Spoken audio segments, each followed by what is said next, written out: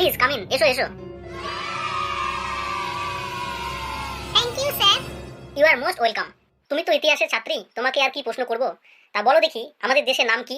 Sir, আমাদের দেশের নাম ভারতবর্ষ বা ইন্ডিয়া।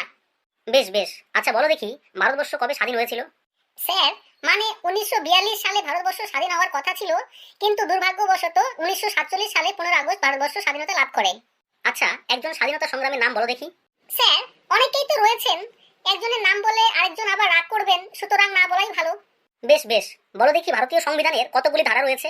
স্যার, ভারতীয় সংবিধানের 395টি ধারা রয়েছে। যাক, খুব খুশি হলাম, খুব ভালো উত্তর দিয়েছো। তুমি আসতে পারো, পরের জনকে পাঠিয়ে দিও। Thank you sir.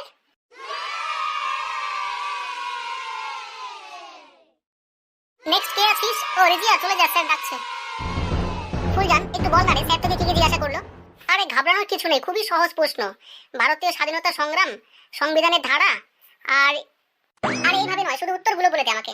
শোন তবে, প্রথম উত্তর ছিল ভারতবর্ষ বা ইন্ডিয়া, দ্বিতীয় উত্তর ছিল 1942 সালে হওয়ার কথা ছিল, কিন্তু দুর্ভাগ্যবশত 1947 সালের 15 আগস্টে হয়। তৃতীয় উত্তর, অনেকেই তো রয়েছেন, কার নাম বলবো, একজনের নাম করলে আরেকজন রাগ করবেন, সুতরাং না বলাই ভালো। চতুর্থ উত্তর 395টি। যা তাড়াতাড়ি, বেস্ট অফ লাক।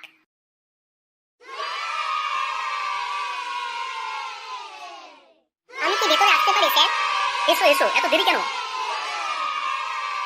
না মানে এমনি স্যার, একটু দেরি হয়ে গেল। আচ্ছা বলো দেখি, তোমার নাম কি? স্যার মানে ভারতবর্ষ বা ইন্ডিয়া।